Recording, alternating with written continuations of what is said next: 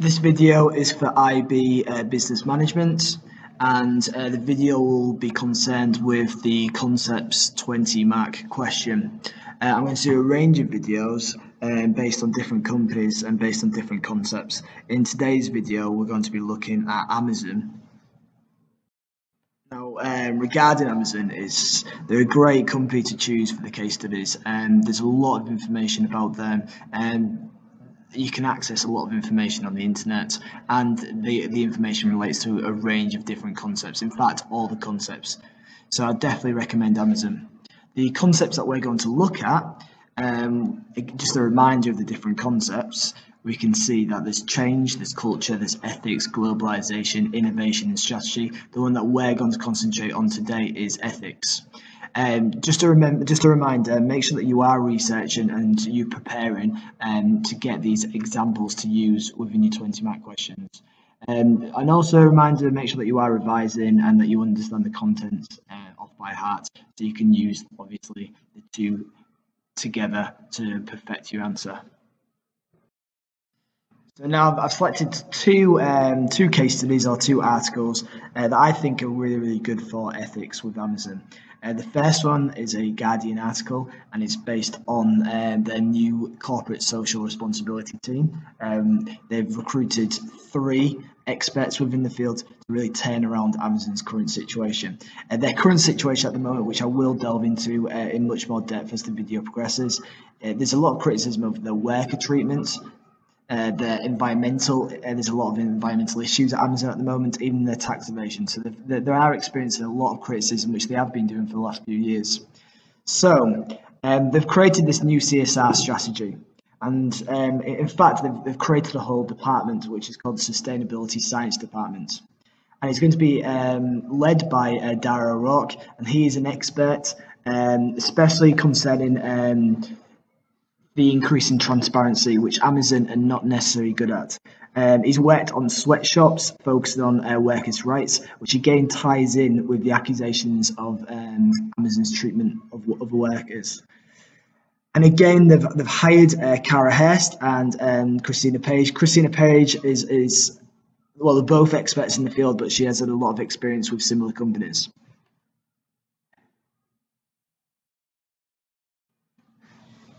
And again, as it says, Christina Page, she's led energy and sustainability strategies at Yahoo for 8 years.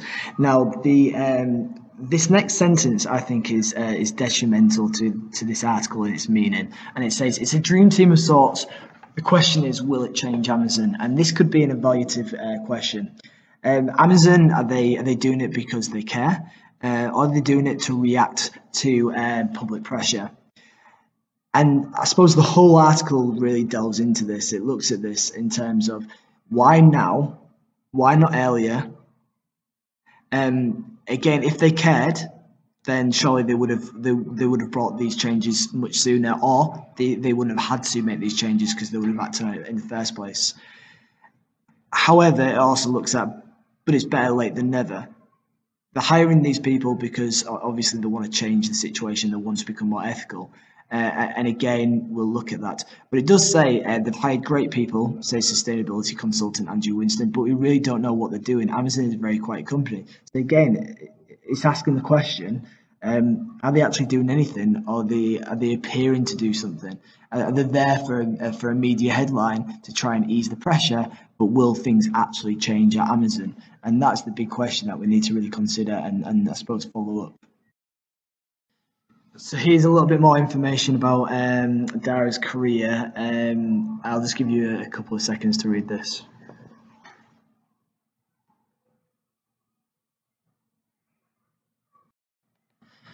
So again, with this Sustainability Science Department, it says here that they have more than 50 people in its group, and they work in 6 teams: social responsibility, energy and environment, customer packaging experience, sustainability services, sustainability technology, and sustainability science. So it'll be interesting to see in the next year what results they've actually had.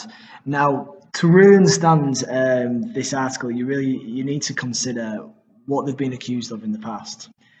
Now, Amazon, they've had a lot of stories really criticising their ethics. They've never published a corporate social responsibility report before. They've never reported on its carbon emissions. They've never disclosed any of its overseas suppliers or published results of the factory's audits. So we're not aware of the factories they're using in which countries, and again, therefore, it's hard to really explore the conditions within them. The New York Times in 2015 reported on the treatment of workers, saying how disgusting it was. And again, and I'll look at this point a little bit more, but we consider the distribution problems of Amazon in relation to Amazon Prime. How can they afford to distribute at such a low cost? Surely it will come at a cost to the environment. And again, not mentioned in the article, but we can even think about in the UK and the tax evasion. And again, I'll give you a couple of minutes, maybe a minute just to read up on this information about their past crimes with ethics.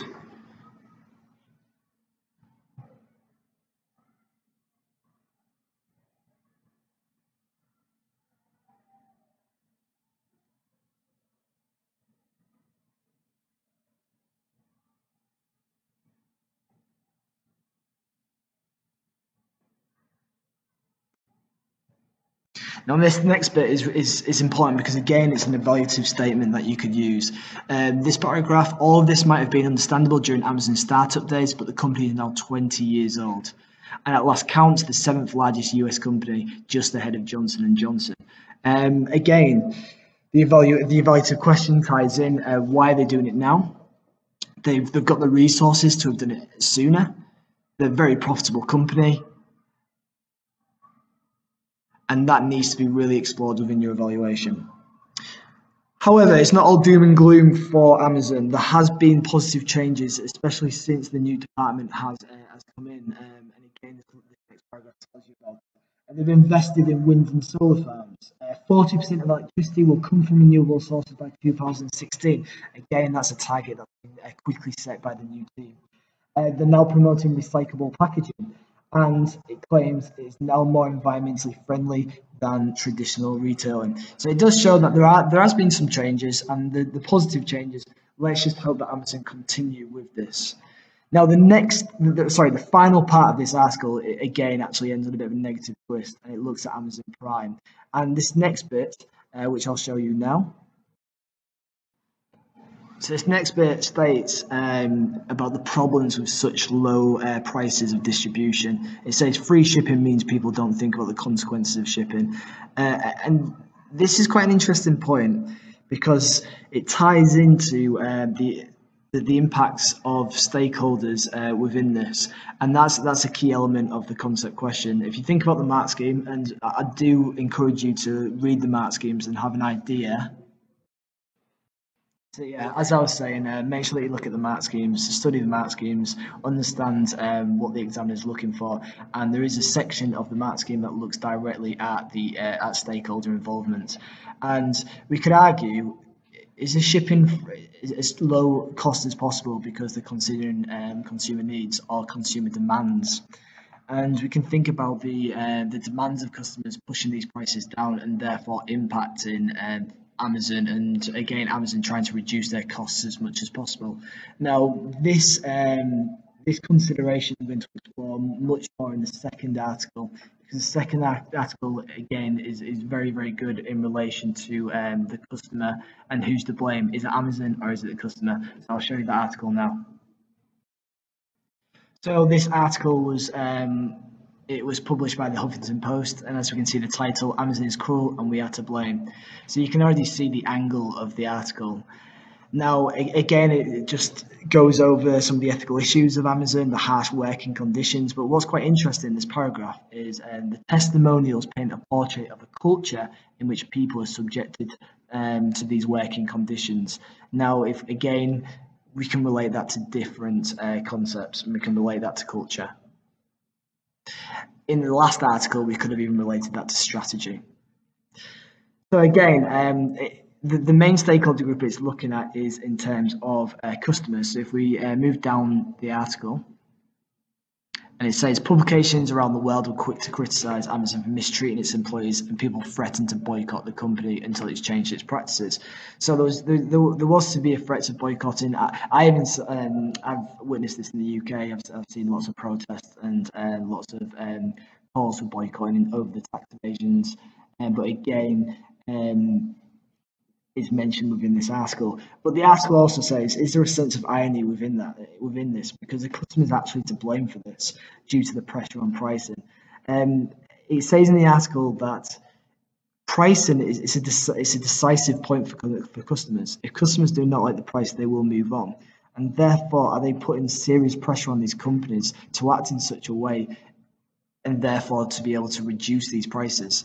If they reduce prices and want to keep profit levels high, then obviously costs are going to be a major focus. And what you tend to find is when cost is pushed down, then it comes at an expense of ethics, and there's that trade-off between ethics and profit. Now, this next paragraph again is quite interesting in terms of culture, and it says it states that companies are trying to squeeze every pennies out of every market. They're trying to drive costs to zero. And is this related to the pressure from customers to businesses? Now, Craig Smith, he starts to delve into the theory a little bit more. He starts to categorize these consumer groups. And if you do some research on the theory of consumer groups with ethics, you'll see lots of different theorists and their categories of customers. I'll go through some of them in a second, but let's go through Craig Smith's. So the first group, it categorizes three groups of customers. The first group cares very strongly about sustainability issues, and they will react. They're proactive, and they want to seek information on companies. And if they believe that they're not acting ethically, then they will move and they will go to a competitor that is. The second group is larger, but they're lacking information. There's an information gap with them. They don't have a real understanding of sustainability. They're not engaged directly with ethics. They're not proactive in finding that information out. However, if they do find that information out, then it will impact them, because currently at the moment they're putting trust in the companies, and if that trust is broken, then they'll feel betrayed, and then they'll obviously react. The third group, they don't have any care about ethics at all. They want their product. They're motivated by price. They want to find the products fast and cheap with little regard to the ethics involved. So this actually, as I said before, there's lots of theories based on consumer groups. I've read up on consumer groups where they've broken it down into more categories. For example, the conscience casuals. Again, they're the group that we've just been describing, with no interest at all in ethics. I've also seen the blinkered believers, and they just have one single ethical issue which they react to. I've seen the aspiring activists. They show interest, but they don't actually act on it. The focused follower. They do not shop ethically, but pick and choose area of interests in which they might. And finally, the ethical evangelists. They are the most dedicated. That was the first consumer group. They will act. They will be proactive in finding out information. Now, the final paragraph, again, it just looks at it from the point of view, well, Amazon could do more to treat its employees better and create a positive working culture. This episode is merely a symptom of a much larger problem. And that could be an evaluative point again, and it could be something to delve into, but then you could return to the evaluative point from the first article.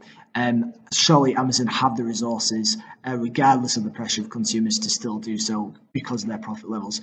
But again, this is just a bit of a taster of the case studies you should be exploring for the different concepts.